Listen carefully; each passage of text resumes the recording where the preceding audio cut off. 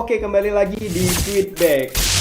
Terima kasih banyak buat kalian yang udah ngeklik video ini. Langsung aja tekan tombol subscribe-nya cuy. Dan aktifkan juga lonceng notifikasinya. Dan jangan lupa share juga ke teman-teman dan tetangga, kerabat kalian semua. Kali ini aku bakalan nonton resep-resep Nusantara cuy. Dari resep inspirasi DBM ya. Udah pasti tahu lah kan di TikTok. Ini kadang resepnya menginspirasi semua cuy. Kadang bikin kesal juga. Cobalah kalian lihat ya. Ya udah nggak usah banyak bacot lagi, langsung aja ke videonya cuy. Banyak-banyakin istighfar, jangan lupa.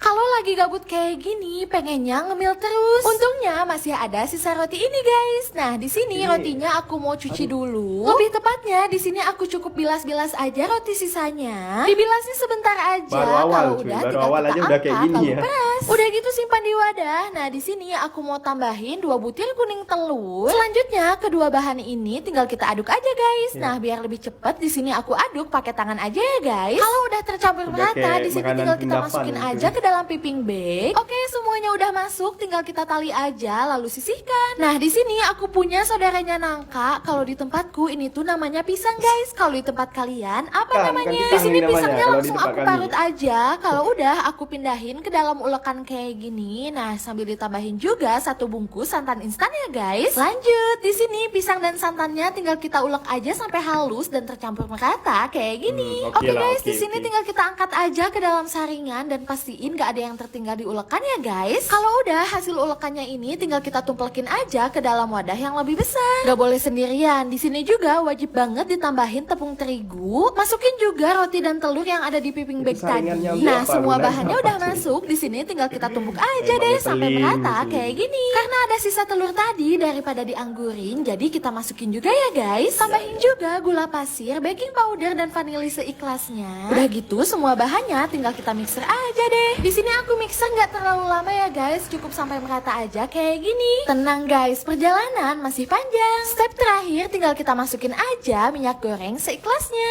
Udah deh, di sini kita lanjut aja aduk adonannya pakai spatula ya, guys. Nah, kalau semua bahannya udah bersatu dan menjadi adonan kayak gini, tinggal kita tuang aja ke wadah cetakan. Jangan lupa ya guys, cetakannya ini harus kita olesi dulu dengan minyak goreng biar nggak lengket. Oke, wadah Ini cetakannya kayak udah kebanyakan terisi minyak, penuh, tinggal kita kukus aja. Di sini kita kukus sekitar 30 menit atau sampai matang ya guys. Kalian bisa cek kalau udah matang atau belum dengan cara Oke. ditusuk-tusuk kayak gini. Kalau udah matang kita tunggu dulu dingin dan lanjut. Di sini aku mau parut-parut dulu 1 batang dark coklat. Masukin 1 bungkus bubuk agar-agar dan gula pasir seikhlasnya. Di sini aku kasih Nggak masuk bisa 1 bungkus diparut kalau mau SKM dan digituin, gak aduh. lupa aku tambahin juga 1 liter dihidrogen monoksida. Biar makin coklat, di sini aku tambahin 2 sendok makan coklat bubuk ya guys. Kalau Kan. udah tinggal kita aduk-aduk aja lalu masak sampai mendidih dan tercampur merata kayak gini. Udah deh, di sini pudingnya tinggal kita tuang aja ke dalam cetakan yang lebih besar. Nah, untuk bolu pisangnya tinggal kita masukin aja bersama pudingnya ini ya guys. Di sini kita tambahin lagi pudingnya sampai si bolunya ini ketutup gitu guys. Kalau udah di sini tinggal kita tunggu aja pudingnya ngeset. Nah, sambil nunggu di sini aku mau bikin flannya dulu. Caranya gampang banget, tinggal masukin aja susu UHT, gula pasir, kuning telur dan vanili secukupnya lalu masak. Kalau udah mendidih tinggal kita masukin larutan maizena dan jadi deh flannya. Nah, di sini pudingnya juga udah ngeset guys. Tinggal kita potong aja Nah, lalu akhirnya sajikan jadi dengan flannya cuy. tadi. Kira-kira Jadi. ada yang tahu nggak sih cemilan ini namanya apa? Pokoknya ini tuh rekomen banget buat cemilan pas lagi gabut kayak gini. Karena bikinnya gampang dan pastinya enak banget. Wajib coba.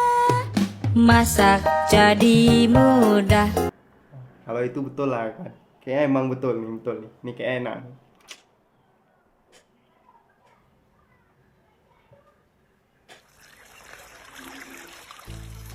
Guys, temenin aku Tomatnya masak-masak yuk. Waktu tadi pagi anak laki-laki dari suami aku minta dibikinin bekal menu dari tomat kayak gini guys. Dan ternyata Anak menu laki-laki dari olahan tomat dari kayak suaminya. gini beneran gampang banget. Dan pastinya rasanya super duper enak banget loh. Cara bikinnya langkah pertama, tomat yang sudah kita goreng kita rebus dengan sedikit air dan kita hancurkan. Tinggal diaduk-aduk sampai tomatnya mengental kayak gini. Kalau udah kemudian kita saring. Di sini Perasaan untuk gak enak nih tomatnya kalau aku udah ambil lihat bagian saringan. sarinya aja ya guys. Nah kalau udah langkah selanjutnya di sini aku bakalan susun daging sapi. Di sini daging sapinya aku tusuk pakai tusukan sate, kemudian kita susun di atas cobek. Dan ini tinggal kita tumbuk sampai daging sapinya halus. Oke, untuk langkah selanjutnya di sini aku bakalan masukkan 2 potong butter ukuran sedang ke dalam pan. Kemudian aduk-aduk butternya sampai benar-benar mencair ya guys. Nah, kalau udah mencair kayak gini, kemudian kita tuang 2 sendok makan tepung terigu. Setelah ditambahkan tepung terigu, ini tinggal kita aduk-aduk sampai semuanya tercampur merata kayak gini. Kemudian tambahkan susu UHT full cream. Tinggal diaduk-aduk kembali sampai tidak ada tepung yang bergerinjal ya guys. Nah, kalau udah, kemudian tambahkan 1 blok keju parut. Tambahkan juga secukupnya penyedap rasa. Kalau udah, tinggal diaduk-aduk aja sampai semuanya tercampur merata kayak gini. Nah, buat yang tadi bertanya-tanya, aku pakai daging sapinya berapa kilo? Di sini aku pakai daging sapi kurang lebih setengah kilogram ya guys. Untuk daging sapinya ini kalian cukup potong kotak-kotak kecil kayak gini. Kalau udah, tinggal ditusuk-tusuk pakai tusukan sate seperti ini guys. Fungsi ditusuk pakai tusukan sate biar nanti menghaluskannya itu beneran gampang banget loh.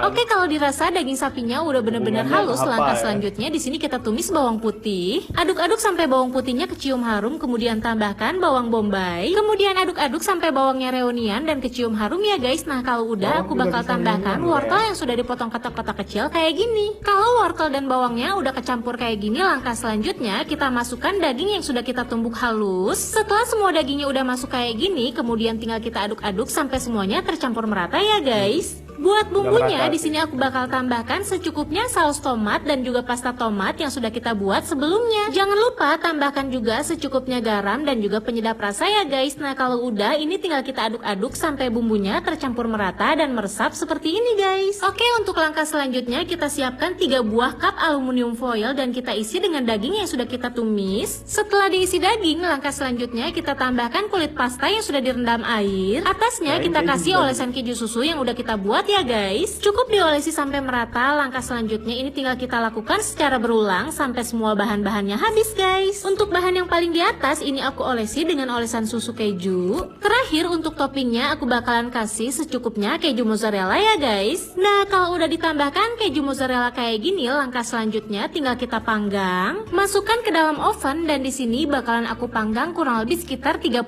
menit dengan suhu 120 derajat Celcius ya guys, dan kita panggang sampai berwarna kecoklatan kayak gini. Kalau udah, tinggal kita angkat dan siap disajikan. Anak-anak pasti suka banget sama menu yang satu ini. Selamat mencoba resepnya ya. Suaminya mamah mertua punya otak gak dipakai guys. Dan kebetulan otaknya ini udah lama ada di kulkas. Nah, daripada dianggurin, mending kita olah aja. Nah, di sini otaknya aku mau siram-siram dulu pakai minyak panas. Kita siram sampai berubah warna. Kalau udah, aku mau simpan di atas daun pisang. Biar gak bau amis, aku tambahin serai dan daun salam lalu bungkus. Udah gitu, bungkusannya aku mau tumplekin aja ke dalam air mendidih. Nah, di sini aku tambahin juga otak sapinya ya guys, biar lebih banyak. Gak boleh ketinggalan, potongan melon juga kasih masuk. Sambil nunggu otak sapinya direbus, di sini aku mau buka dulu bungkusan toge. Cara bukanya dari belakang ya guys. Nah, di sini togenya tinggal kita tumplekin aja ke baskom. Selain toge, untuk sayurannya di sini aku juga punya kacang panjang guys. Kacang panjangnya tinggal kita potong-potong aja. Setelah itu aku juga mau potong-potong juga bayam kayak gini. Karena di kulkas masih ada sisa kol setengah kayak gini, jadi aku mau satuin aja dengan sayuran yang lain. Kolnya aku iris-iris aja, kemudian aku bilas sayurannya sampai bersih. Nah, di sini otak sapinya udah mateng guys. Oh iya, tadi aku rebus sekitar 10 menitan ya guys. Kalau udah, tinggal dipotong-potong aja deh sesuai selera. Kalau udah jadi potongan kayak gini, di sini aku mau langsung ceplokin aja 4 butir telur. Seneng banget pas telurnya diceplokin, ternyata isinya kembar loh guys. Nah, di sini telur dan otak sapinya tinggal kita aduk aja sampai merata. Jangan lupa juga kita kasih penyedap rasa ya guys. Kalau otak sapinya udah terbaluri dengan telur, di sini tinggal kita goreng aja deh. Kita masukin otak sapinya satu persatu, digoreng dengan minyak panas ya guys. Di sini kita masak otak sapinya sampai agak kering matang kecoklatan gitu guys. Nah, kalau udah, tinggal kita angkat aja deh, lalu tiriskan. Tenang guys, masih dalam goreng menggoreng. Di sini aku mau goreng dulu 1 ons kacang tanah. Di sini kita goreng kacang tanahnya sebentar aja. Kalau udah angkat, kemudian kacang tanahnya aku masukin ke dalam chopper sambil ditambahin bawang ungu, bawang baik dan cabai rawit domba. Lalu kita chopper sampai jadi bumbu halus kayak gini. Kemudian tinggal ditumis aja deh. Di sini kita tumis perbumbuannya sampai matang dan harum. Selanjutnya tinggal kita tambahin 3 lembar daun salam dan irisan gula merah kayak gini guys. Di sini aku tambahin juga dihidrogen monoksida, kemudian aduk-aduk. Untuk seasoningnya, penyedap rasa dan MSG kasih masuk ya guys. Kalau perbumbuannya udah siap, tinggal kita masukin aja deh otak sapi yang udah digoreng tadi. Biar makin mantul, di sini juga aku tambahin kecap manis lalu aduk-aduk lagi. Nah, di sini tinggal kita masak aja sampai bumbunya meresap ya guys. Kalau udah tinggal kita koreksi rasa aja. Kemudian kita sisihkan dulu ya guys, karena di sini aku mau rebus dulu sayuran yang udah dicuci tadi. Untuk rebus sayurannya nggak usah terlalu lama, cukup 2 menit aja ya guys. Kalau udah tinggal kita angkat aja deh. Nah, kalau sayuran rebusnya udah siap, tinggal kita sajikan aja di piring kayak gini guys. Kalau udah di atas sayurannya, tinggal kita kasih aja deh otak sapi bumbu pecelnya ini guys. Ini dia